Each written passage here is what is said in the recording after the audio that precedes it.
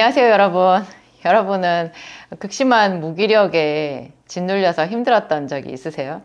하나님의 은혜가 분명히 내게 있어도 그런 무기력 때문에 고개를 제대로 들 수도 없고 뭐 그런 고비들이 저한테 몇 번 있었어요. 그 이야기를 여러분들과 함께 꼭 나누고 싶어요. 요즘에 그렇게 우울증이나 이렇게 의욕 상실, 무기력 이런 것 때문에 눌려가지고 힘드신 분들이 참 많은 것 같아요. 성경에도요, 2000년 전에 예수님께서 계셨을 때도 그런 눌리는 사람들이 많았던 것 같아요. 그러니까 예수님이 눌린 자를 자유케 한다라는 그 구절을 성경에 넣어 놓으셨죠.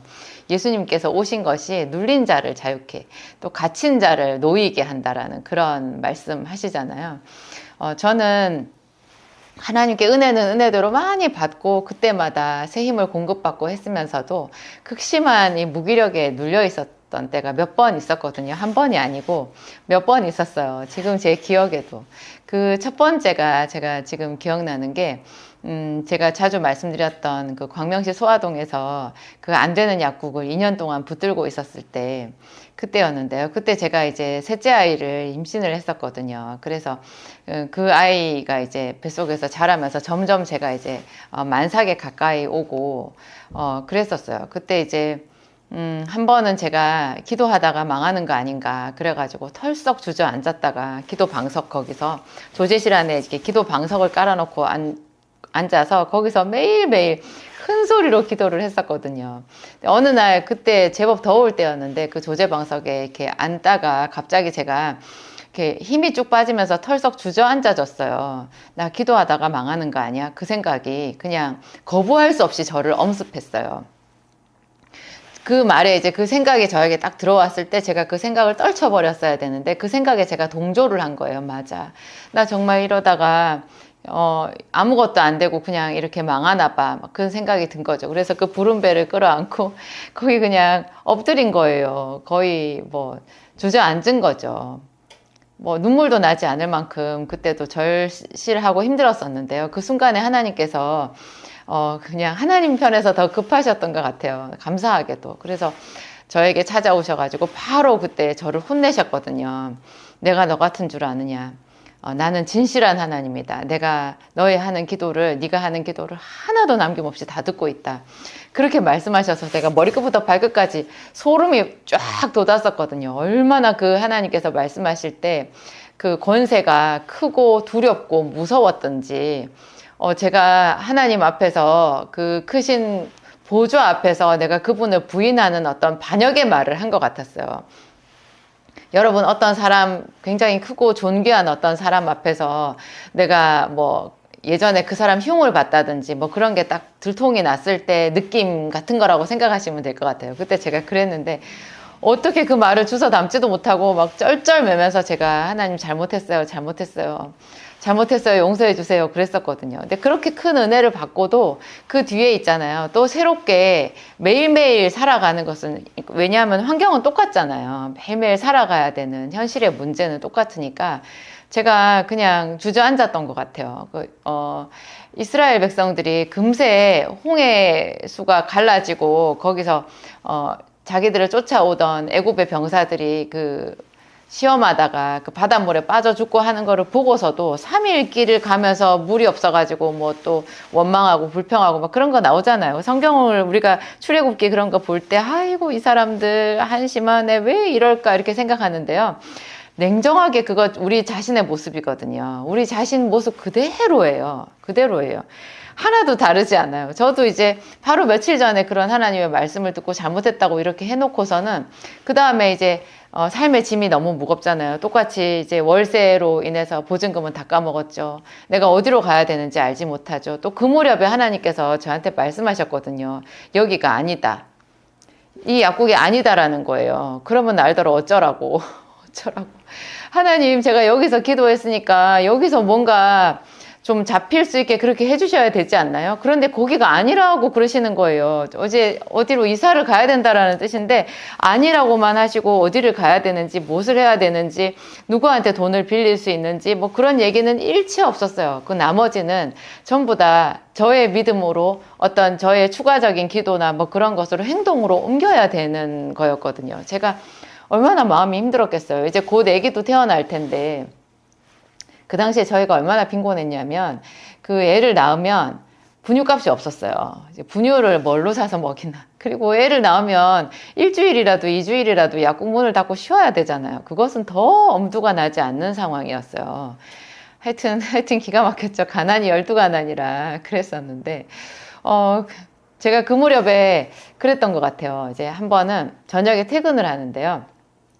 퇴근할 무렵쯤에, 그날도 이제 제가 하루 종일 약국에서 기도를 했죠. 근데 퇴근할 무렵쯤에 제가 저 자신을 진단을 해보니까요. 내가 어느 정도로 많이 눌려있냐면, 누군가가 이제 괜찮은 약국을, 제가 할 약국을 이제 물색을 해서 찾아서 뭐 돈을 어떻게 했든지 하여튼 그런 모든 거를 다 감당을 해가지고 인테리어도 다 끝나고 이삿짐도 다 옮겨주고 나는 가운 입고 가서 카운터에 서서 약만 팔면 되게끔 뭐 손님을 맞이하기만 하면 되게끔 그렇게 다 해준다고 하잖아요. 예를 들어서 그런 일이 있지도 않겠지만 그렇게 다 해준다고 해도 내가 그 약국에 들어가서 일할 의욕이 없더라고요.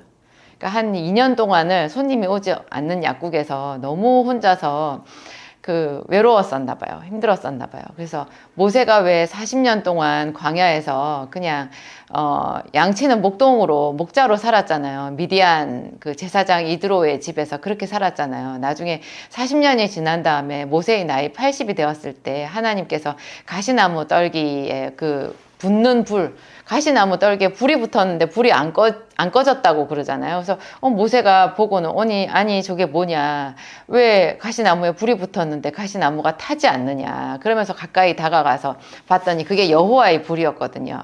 하나님께서 그 가시나무 불꽃 가운데서 모세를 찾아오신 거예요. 40년을 넘게 침묵하시다가 그 이전에 모세가 애굽의 궁궐에서 왕자로 살았을 때도 하나님이 나타나셨는가는 잘 모르겠어요. 그러면 성경에 있지는 않으니까. 그럼 그렇게 쳐도 80년 모세의 일생 가운데 최초 아니었을까요? 게다가 그 40년 동안 그냥 정말 평범한 사람으로, 평범 이하의 사람으로 그렇게 살고 있는 모세에게 하나님이 나타나셔서 갑자기, 모세의 편에서는 갑자기잖아요. 갑자기 내 백성 이스라엘을 이제 애굽에서 이끌어내라. 바로에게 네가 가서 내 백성을 보내라. 이렇게 말하라고 했을 때 모세가 보낼 만한 자를 보내소서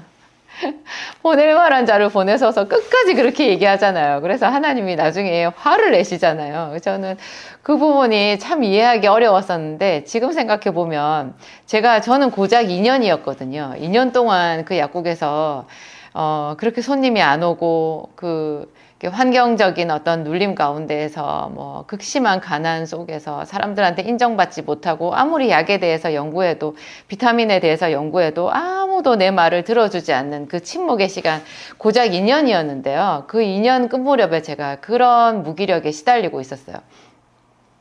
심각하잖아요. 여기가 아니다. 이제 딴 데로 가라고 하셨는데 딴 데로 갈 기력도 없고 누가 다 해준다고 해도 거기서 일할 정도의 기력도 없을 만큼 제가 스스로 진단을 해보니까 그런 정도로 심각한 무기력에 빠져 있었어요. 그래서 이거는 내가 좀 심하구나 이런 생각이 들더라고요. 그런데 제 마음속에요, 그냥 아무것도 하기 싫고 다 싫고 하는 그 마음이 제 속에 꽉 차 있었어요. 여러분, 그런 마음이라면 있잖아요. 겉으로는 하나님께 기도해도 하나님의 말씀이 임해도 아무 일도 생기지 않을 만큼 우리가 그래요. 우리가 하나님의 말씀을 거부하는 거예요. 기도를 하면서도 그럴 수가 있어요. 너무 좀 신기하죠. 그래서 제가 터벅터벅 이제 약국 셔터를 내리고 터벅터벅 걸어서 이제 건널목에 갔거든요. 그 건널목에 신호등이 이제 보행자 신호 파란불이 들어오기를 제가 기다리고 서 있었어요. 그 밤중에 이제 버스가 이제 밤 9시잖아요. 버스가 막 이쪽 저쪽으로 지나다니고 사람들도 길에 많이 있었는데 거기서 제가 정신이 나간 사람처럼 물끄러미 건너편 신호등을 보고 있었거든요. 빨간불이 켜져 있고 조금 있으면 파란불이 바뀌겠죠.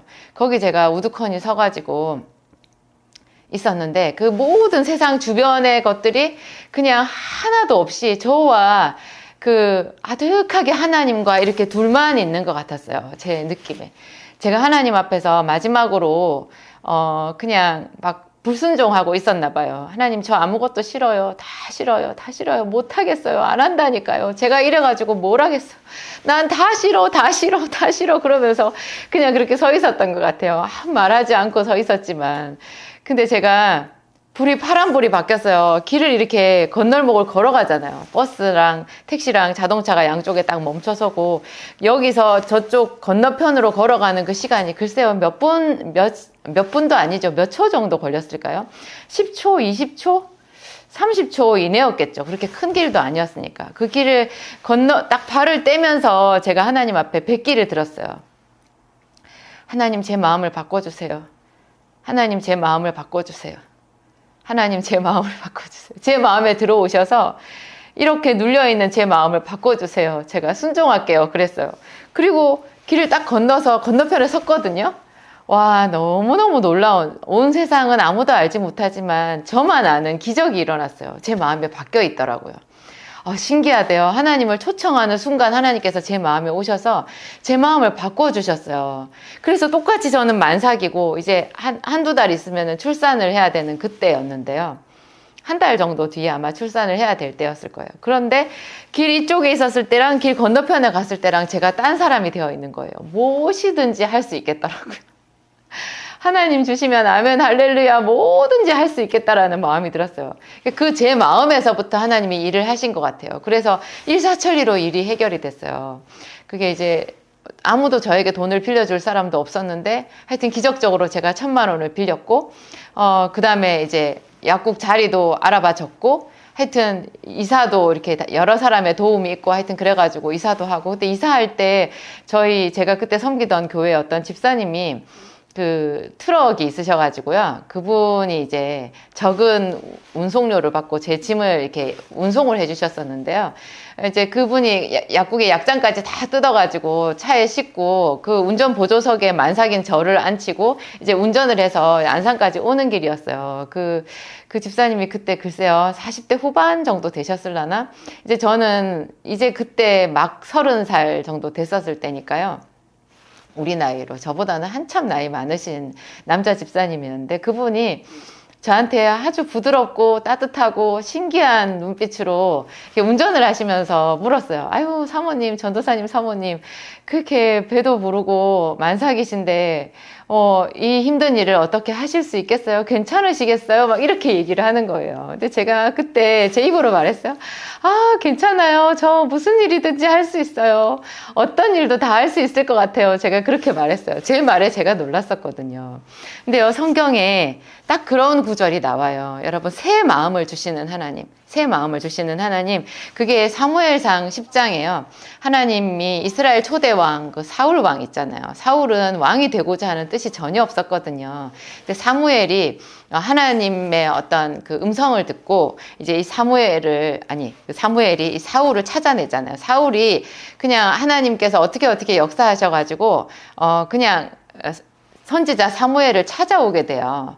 다른 일로 자기 아버지의 나귀 새끼를 잃어버렸는데 그 나귀 새끼가 어디 갔는지 알지 못해가지고 찾아 헤매다가 선견자에게 물어보고 이 나귀 새끼를 찾으리라 뭐 이렇게 하는 마음에서 찾아오던 길이었는데 그것이 사실은 하나님께서 인도하신 거였거든요.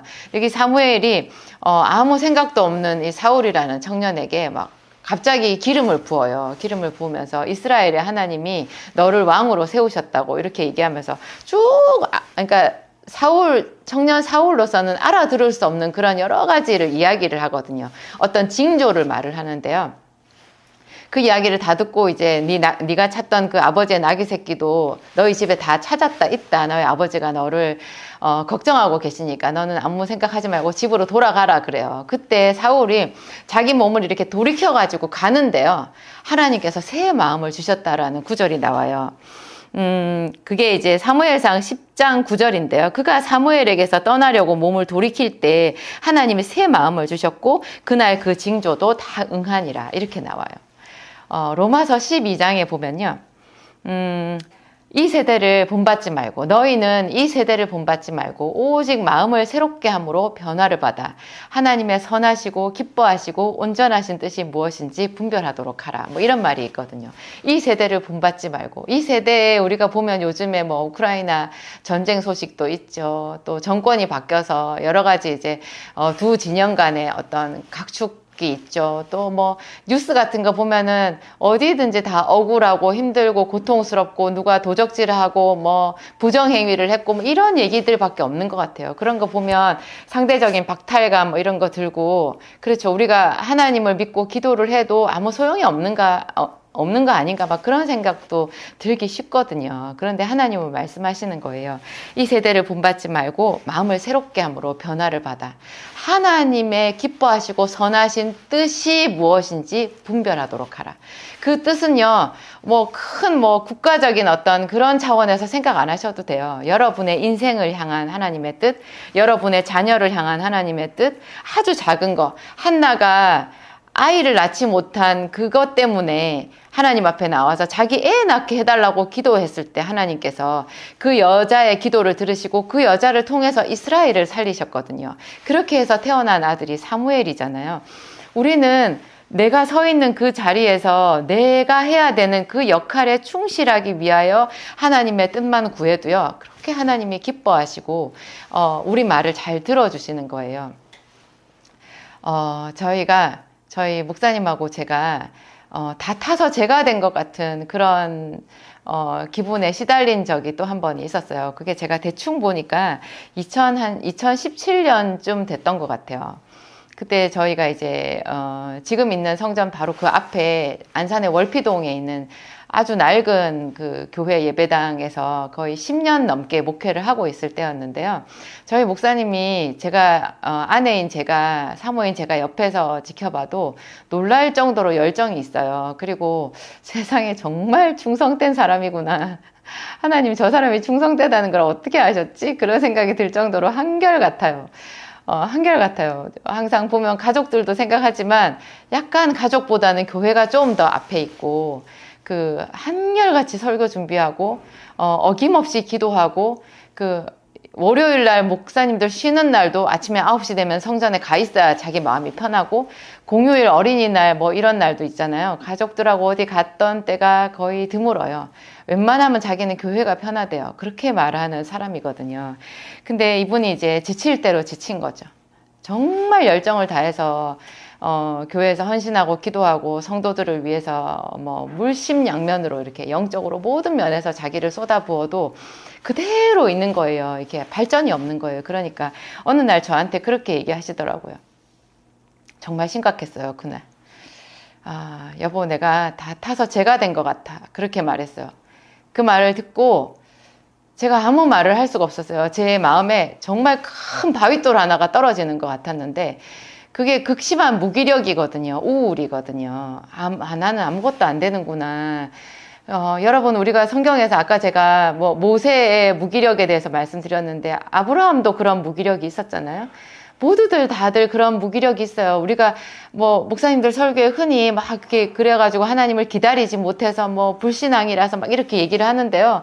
그거 우리보다 훨씬 대단한 분량의 사람들인 거예요. 우리는 3일도 못 기다린다니까요.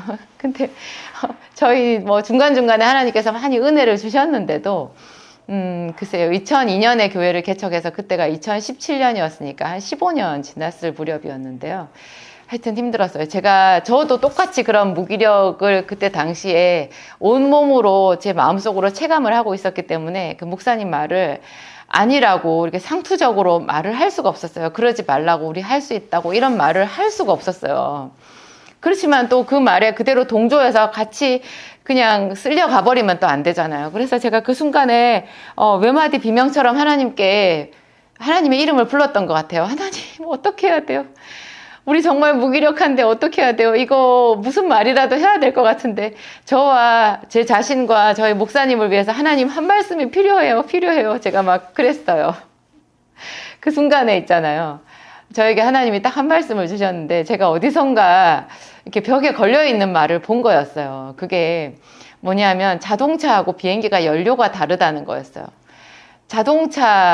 처럼 우리가 그동안 달린 거죠. 근데 그 자동차 연료로는 이제 안 되는 거예요. 우리에게 비행기 연료가 필요하다. 여보, 우리가 연료를 바꿔야 되는 것 같아요. 우리에게 이제는 하나님께서 새로운 차원을 열어주시지 않겠냐고. 열심히 달렸는데 이제는 날아갈 기회를 주시는 거 아니겠냐고. 비행기 연료를 달라고 기도하자고 제가 그렇게 말했어요. 남편이 상당히 감동을 받으시더라고요. 목사님 눈빛이 그때 잠깐 반짝했어요. 그 뒤에 아마 하나님이 더 많이 만져주셨던 것 같아요. 우리 그 뒤에 정말로 날아가는 것 같이 지금까지 왔고요. 단계적으로 온 것 같아요. 그 순간에는 아니었지만. 여러분도 극심한 무기력, 그런 때때로 좌절 이런 거 있다면 진짜로 하나님께 새 마음을 달라고 하세요. 여러분 속에서 그것을 거부하시면 안 돼요. 하나님이 무슨 말씀을 하시더라도 내가 순종하겠다. 하나님 저를 바꿔주세요.